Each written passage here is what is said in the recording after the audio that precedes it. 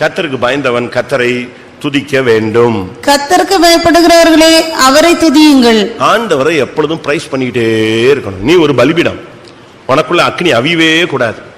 நீ படுத்திருந்தாலும், நீ எழும்பினாலும், உட்கார்ந்தாலும், போனாலும், வந்தாலும் உன் உதடு தேவனை துதிச்சுக்கிட்டே இருக்கணும். கர்த்தருக்கு நீ பயந்துருந்தேன்னா உன் வாயில ஒண்ணு அறியாமலே எது வரணும்? அந்த துதித்தல் இல்லாததுனாலதானே நீ உனக்கு டிப்ரெஷன் வருது. புரியுதா நான் சொல்ற பாயிண்ட்? மனசை நீ போட்டு குழப்பிக்கிட்டே இருந்தேன்னா உன்னை மெண்டல் ஆக்கிடுவான் பிசாசு. வேலை வேலை வேலை, பணம் பணம் பணம், அவன் அப்படி சொல்லிட்டான். இதை மண்டையில ஏத்தாத. என்ன செய்ய? எப்பொழுதும் என்ன செய்யுங்க? கர்த்தருக்கு பயந்துருந்தேன்னா கர்த்தரை துதிச்சுக்கிட்டே இரு.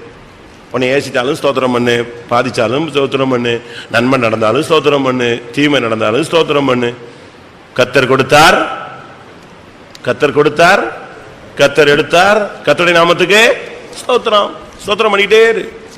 எப்போனாலும் உங்களுடைய வாயில கர்த்தருக்கு பயந்த மனுஷனுக்கு என்ன நடந்தாலும் பாசிட்டிவோ நெகட்டிவோ அவன் வாயில எது வந்துகிட்டே இருக்கும்? ஸ்தோத்திரம் பண்ணிக்கிட்டே இருப்பான்.